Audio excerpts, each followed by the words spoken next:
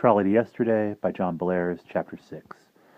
The trolley finally stopped. Johnny felt scared and sick to his stomach, and his body was bruised because he had been thrown around during the ride. He had slammed against the trolley's rear door, and he had rolled over Fergie, who clung for dear life to the railing on the steel platform. The two boys slowly picked themselves up.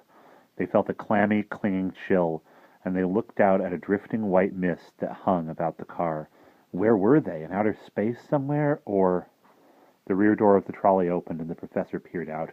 His face was deathly pale, and he was obviously much too frightened to be angry. The boys stared in wonder at him because he was wearing a long brown robe with a hood and tied around his waist with a white braided rope. He wasn't wearing his glasses. After staring blearily at the boys for a few seconds, he reached inside the robe, pulled out his glasses, and put them on. "Good merciful heavens, I thought so," he muttered. And he put his hand over his face. "Are you two completely, utterly out of your minds? By all rights, you should have been swept away into the X dimension or some such place.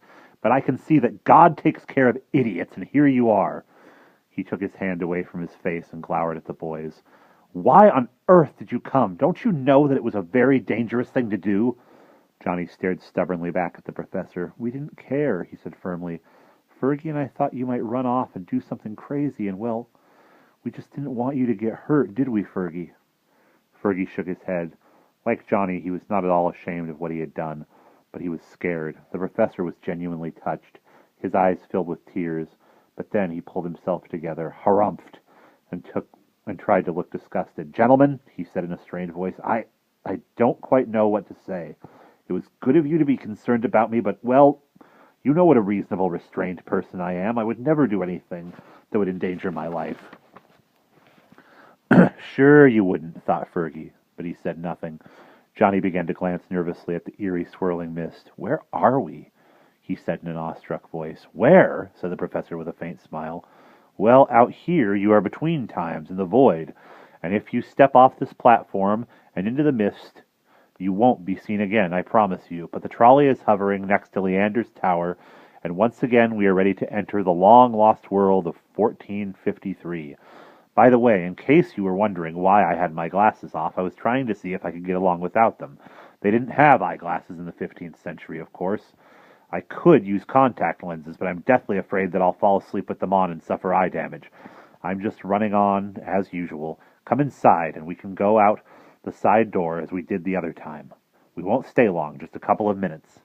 Johnny and Fergie followed the professor through the door into the lighted interior of the car. Immediately, both of them stopped and stared at a large bundle that lay on the floor between the rows of seats. There was the rubber life raft, and stuck under the straps that bound it was the professor's Knights of Columbus sword.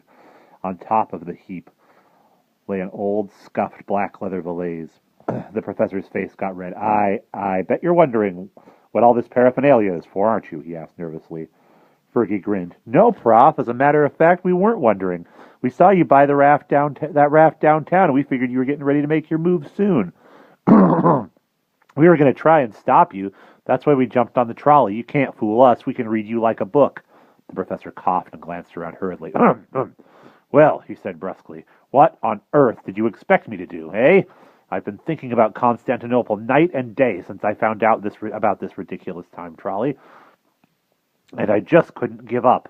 If there's even a tiny chance I could save those poor people in the church." Johnny's eyes grew wide. "Professor," he said in a puzzled tone, "what were you going to do? I mean, you couldn't fight off the Turkish army all by yourself." The professor's face got redder. He folded his arms and stared at the floor. "If you must know," he said quietly, "I was going to pretend to be an angel of light. Remember the legend I told you about? The people of Constantinople believed that an angel would come down to the great church of the Holy Wisdom and drive away the enemy, even if the city walls had been battered down and all hope seemed to be gone. I know I don't look like much of an angel, but, well, let me show you."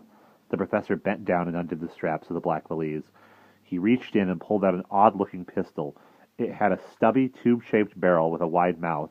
Johnny had seen guns like these in the movies, and he knew instantly that it was a flare pistol. Soldiers used them to signal their friends when they were in trouble.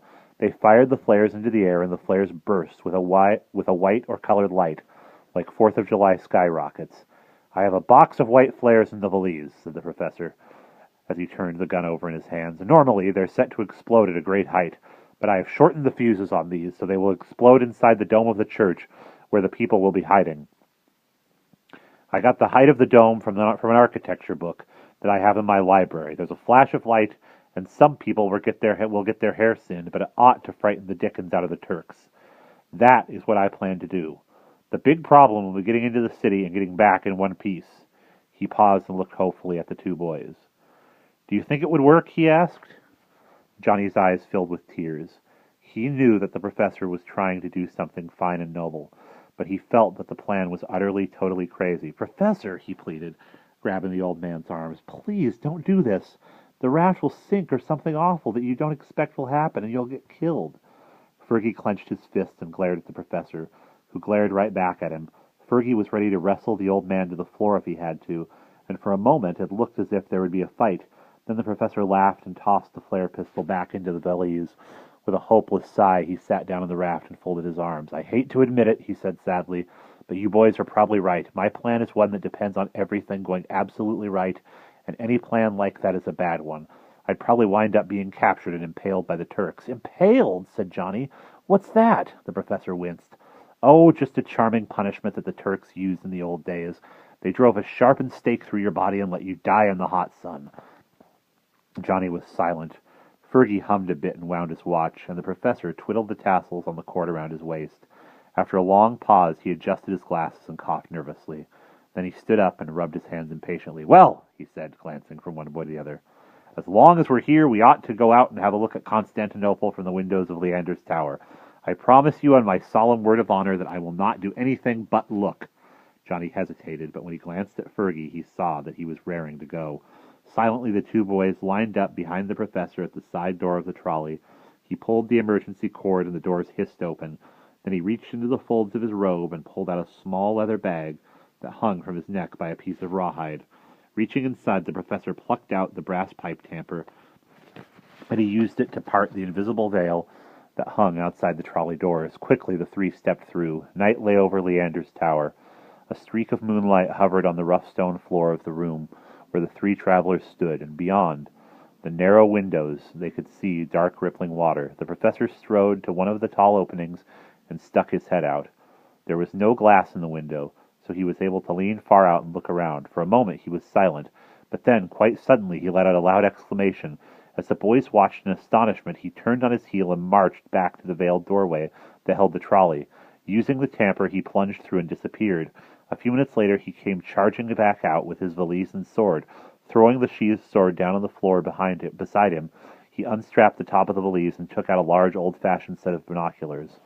I'm really worried, muttered the professor as he twiddled the adjusting wheel of the binoculars and used them to peer out the window. There's a lot of activity on that shore over there. I really can't see a great deal in the dark, and there are torches flaring over on the far shore, and I think there are ships moving back and forth in the water.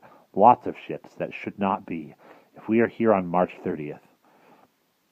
If one of the gears in that time machine has slipped, then... The professor's speech was interrupted by loud sounds that came from below. Yells and loud commands in foreign language, and a heavy thump of feet. Over in one corner of the tower room, a spiral staircase leading down. Torchlight flickered on the steps, and before anyone could move, a huge bearded man came vaulting into the room. The man's face was ugly and scarred, and one of his eyes stared blankly off in the wrong direction. He wore a turban and a steel breastplate, and in his right hand he carried a long curved sword. Behind him on the steps stood a grim-looking soldier who wore a pointed bronze helmet and carried a smoking, sputtering torch. The man with the turban began yelling at the professor and the boys in a strange language. They could not understand what he said, but the general meaning seemed clear. They were in the hands of the enemy, and they were in deep, deep trouble. And that's the end of Chapter 6.